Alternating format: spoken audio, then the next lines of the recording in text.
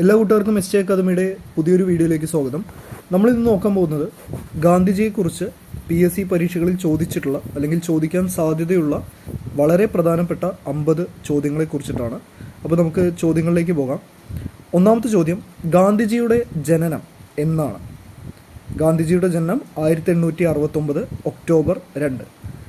ഗാന്ധിജി എത്ര വട്ടമേശ സമ്മേളനങ്ങളിലാണ് പങ്കെടുത്തത്? ഉത്തരം 1.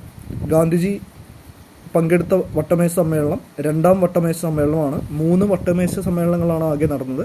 അതിൽ രണ്ടാമത്തെ വട്ടമേശ സമ്മേളനത്തിൽ മാത്രമാണ് ഗാന്ധിജി പങ്കെടുത്തത്.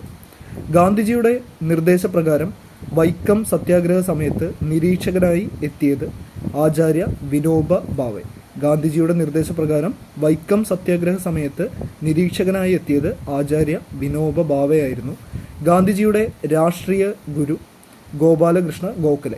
ഗാന്ധിജിയുടെ രാഷ്ട്രീയ ഗുരു ഗോപാലകൃഷ്ണ ഗോഖലെയായിരുന്നു.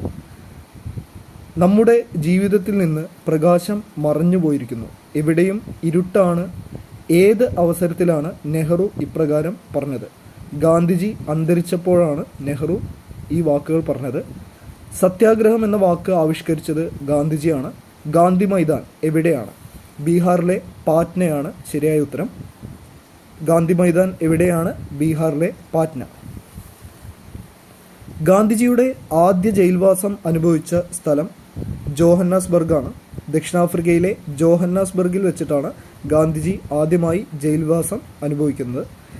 ഗാന്ധിജിയുടെ ഉപദേശമനുസരിച്ച് ഗുരുവായൂർ സത്യാഗ്രഹ കാലത്ത് നിരാഹാരം അവസാനിപ്പിച്ച നേതാവ് കെ കേളപ്പൻ. കേരള ഗാന്ധി എന്നറിയപ്പെട്ട കെ കേളപ്പനാണ് ഗാന്ധിജിയുടെ ഉപദേശമനുസരിച്ച് ഗുരുവായൂർ സത്യാഗ്രഹ കാലത്ത് നിരാഹാരം അവസാനിപ്പിച്ചത്. ടാഗോറിനെ ഗാന്ധിജി സംബോധന ചെയ്തിരുന്നത് ഗുരുദേവ് എന്നായിരുന്നു. ടാഗോറിനെ ഗാന്ധിജി സംബോധന ചെയ്തിരുന്നത് ഗുരുദേവ് എന്നായിരുന്നു. ഗാന്ധിജിയെ ആദ്യമായി രാഷ്ട്രപിതാവ് എന്ന് വിളിച്ചത് ആരാണ്? ഉത്തരം സുഭാഷ് ചന്ദ്രബോസ്. ഗാന്ധിജിയെ ആദ്യമായി രാഷ്ട്രപിതാവ് എന്ന് വിളിച്ചത് ആര്? ഉത്തരം സുഭാഷ് ചന്ദ്രബോസ്. ടാഗോറിനെ ഗ്രേറ്റ് സെന്റിനാൽ എന്ന് വിശേഷിപ്പിച്ചത് ഗാന്ധിജിയാണ്. ടാഗോറിനെ ഗാന്ധിജി വിശേഷിപ്പിച്ചത് ഗ്രേറ്റ് സെന്റിനാൽ എന്നായിരുന്നു. അസ്പൃശ്യത നിലനിന്നാൽ ഹിന്ദുമതം മരിക്കും എന്ന് പറഞ്ഞത് ഗാന്ധിജിയാണ്. അസ്പൃശ്യത അല്ലെങ്കിൽ തൊട്ടുകൂടായ്മ അല്ലെങ്കിൽ അയിത്തം ഇത് നിലനിന്നാൽ ഹിന്ദുമതം മരിക്കും എന്ന് പറഞ്ഞത് ഗാന്ധിജിയാണ്.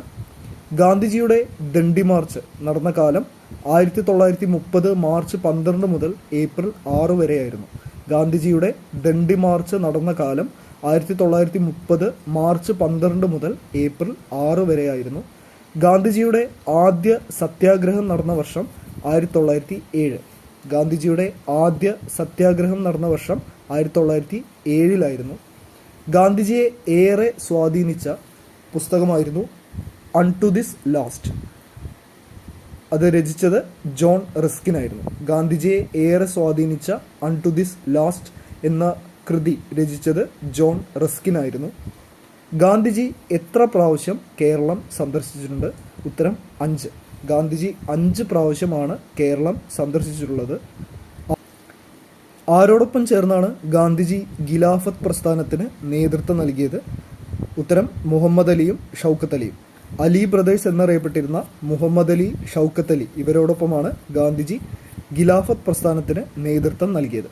ഗാന്ധിജിയുടെ ഭാര്യയുടെ പേര് കസ്തൂർബ ഗാന്ധി എന്നാണ്. 1934 ഏതു സ്ഥലത്ത് വെച്ചാണ് കൗമുദി എന്ന പെൺകുട്ടി തൻ്റെ ആഭരണങ്ങൾ ഗാന്ധിജിക്ക് നൽകിയത്? ഉത്തരം വടകര.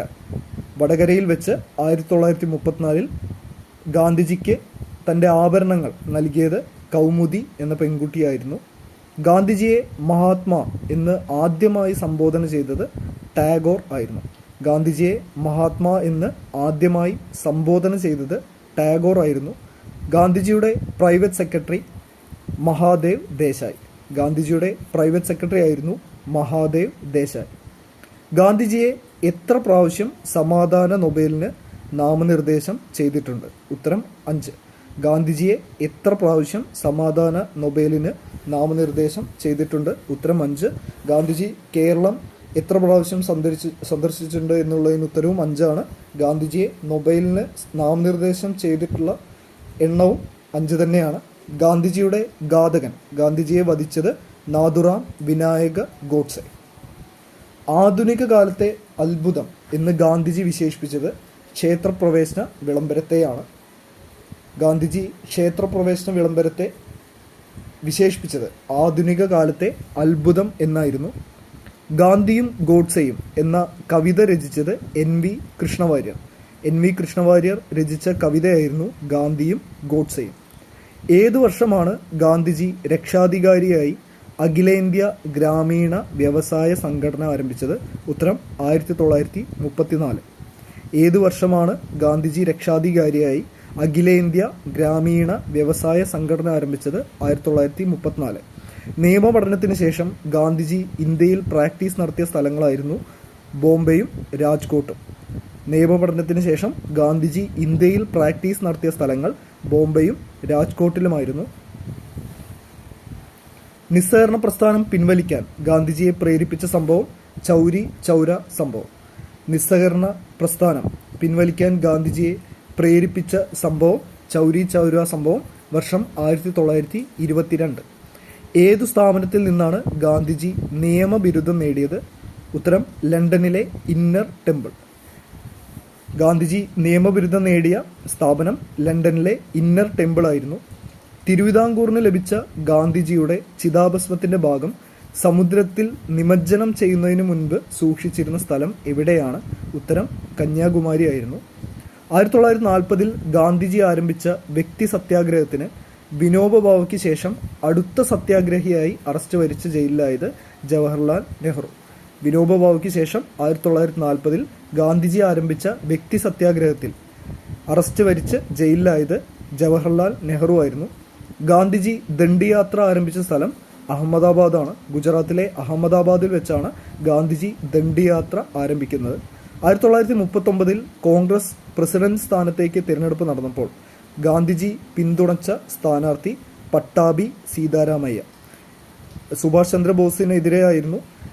സുഭാഷ് ചന്ദ്രബോസും പട്ടാഭി സീതാരാമയ്യയും തമ്മിലായിരുന്നു കോൺഗ്രസിൻ്റെ പ്രസിഡന്റ് സ്ഥാനത്തേക്ക് മത്സരം നടന്നത്. ഇവരിൽ ഗാന്ധിജി പിന്തുണച്ചത് പട്ടാഭി സീതാരാമയ്യയെ ആയിരുന്നു. ഗാന്ധിജിക്ക് സിവിൽ നിയമലംഘനം എന്ന ആശയം ആരിൽ നിന്നാണ് ലഭിച്ചത്? Henry David Thoreau. ഗാന്ധിജിക്ക് സിവിൽ നിയമലംഘനം എന്ന ആശയം ആരിൽ നിന്നാണ് ലഭിച്ചത്? Henry David Thoreau. പ്രവർത്തിക്കുക അല്ലെങ്കിൽ മരിക്കുക എന്ന് ഗാന്ധിജി പറഞ്ഞ അവസരം ക്വിറ്റ് ഇന്ത്യ സമരം.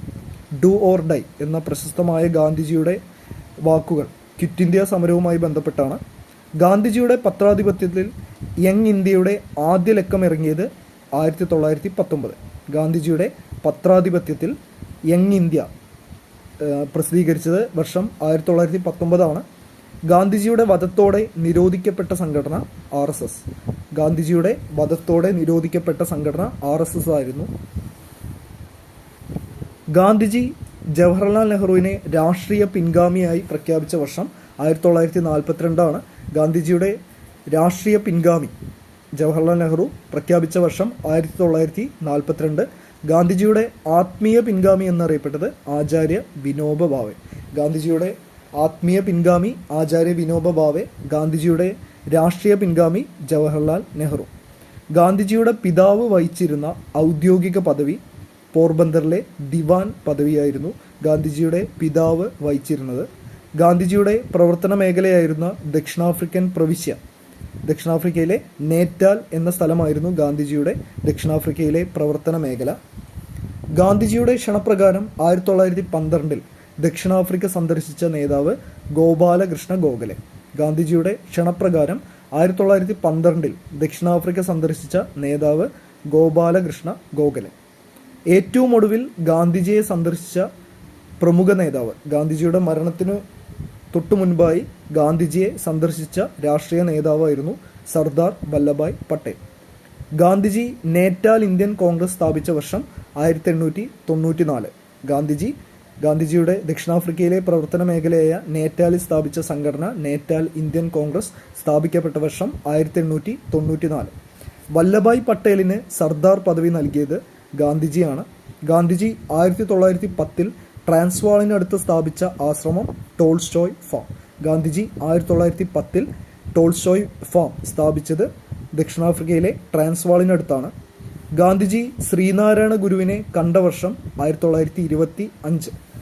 ഗാന്ധിജി കോൺഗ്രസിൽ നിന്നും രാജിവെക്കാനുള്ള തീരുമാനം പ്രഖ്യാപിച്ച വർഷം 1934 ഗാന്ധിജിയെ നെഹ്റു ആദ്യമായി കണ്ട കോൺഗ്രസ് സമ്മേളനം 1916 ലക്നൗ സമ്മേളനമാണ്. വളരെ പ്രധാനപ്പെട്ട ചോദ്യമാണ്, PSC സ്ഥിരമായി ചോദിക്കാറുള്ള ചോദ്യമാണ്.